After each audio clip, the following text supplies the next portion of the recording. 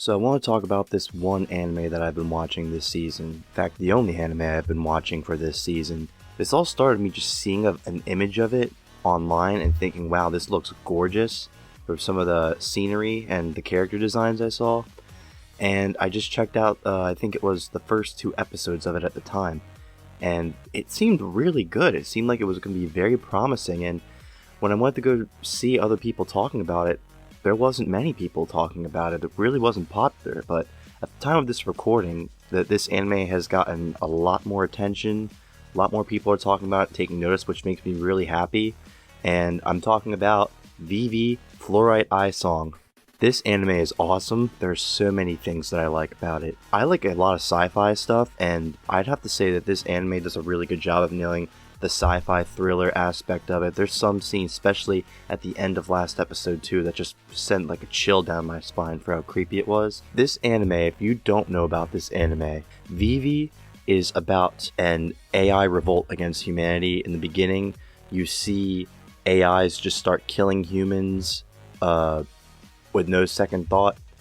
We have no idea what started this, but this one scientist uses this program to send information to this AI named Vivy, who is the first humanoid type AI, basically like an Arnold Schwarzenegger Terminator type thing.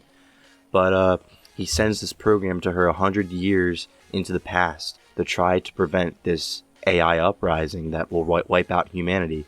The whole series basically revolves around Vivy and this program to help Vivy with this mission named Matsumoto.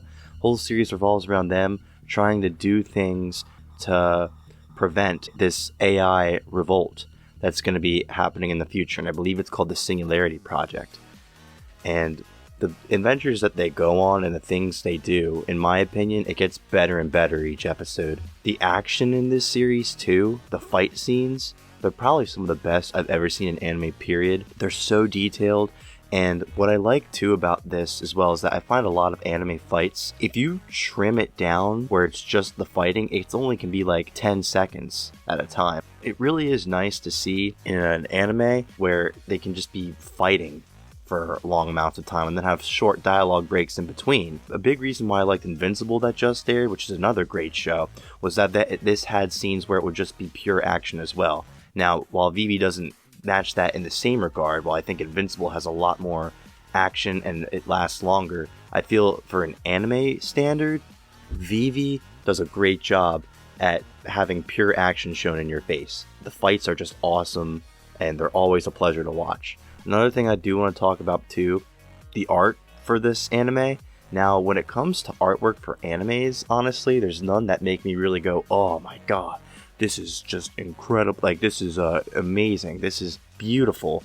I'm like, yeah, this is good, you know, like, I like the character designs and stuff, but none have really made it where it was like, oh, these scenic shots, other than Violet Evergarden, which this anime is actually very, very similar to. But Vivy, some of the shots, the still frames that'll be in this series, I think are just beautiful. The color palettes too is really good. I really do like the character designs. I love what they do with Matsumoto, how they can just make him transform into all these different things, and how him and Vivy can incorporate his transformations for their missions, and just seeing some of the scenery that they venture through and fly through, or even when it's just characters talking, the places that they go to in this anime. They go to all these different areas across the world, and it's just beautiful seeing them. Now, as I was saying, this anime is pretty similar to Violet Evergarden, and I don't say that just because of the art and the scenery that's used in this anime, but the characters, which I'm going to talk about next. Now, for a lot of the characters, for people, I can't say that much about them since we haven't learned too much, but the AIs are pretty interesting. There's always some kind of twist that happens near the end of each arc, and it's nothing that I honestly could have ever even thought of that happened, so I'm very impressed. And if you're going to talk about the 2 primary characters, though, who I think I can speak the most about, which is Vivy and Matsumoto, I think that Vivy is a pretty interesting character. I like how, as the series progresses, you start to see how her mission that she got assigned when she was first created to sing from the heart starts to conflict with her mission given by Matsumoto to protect everybody, because if she wants to see people smile by singing from the heart, she needs to protect those lives. And you really start to see like this dynamic of these two goals that are interfering with each other, since an AI is supposed to only have one goal. That was established in the beginning of the series, that if an AI is given too many goals, it can interfere with them becoming super advanced in them. Like, they cannot have multiple goals. They need to have one that they can focus on and become amazing at. If they have multiple, they'll just not be good at any of them. Vivy, though, I just really like her character. It really does, back to Violet Evergarden again, really reminds me how throughout the series of Violet Evergarden, Violet was trying to figure out what the phrase "I love you" means, and she met many people across the way that could help her. And Vivy follows a similar narrative when she constantly asks people, what does it mean to sing from your heart? And she takes in what they have to say and like really thinks about it and applies it to later situations. It really does help build her character. She meets a lot of different robots and people from all these different backgrounds, and it's just cool seeing this whole community and giving personalities and backstory to all these people and learning about them. I really like these anime series that do this type of thing. Now, I don't want to say much without spoiling the show, because I really do think that this is a series that everybody should check out without having any of the big plot elements or twists ruined. But at the time of recording this, I believe that episode 10 just finished, which was insane, the ending for that, and I believe there's 3 more episodes left.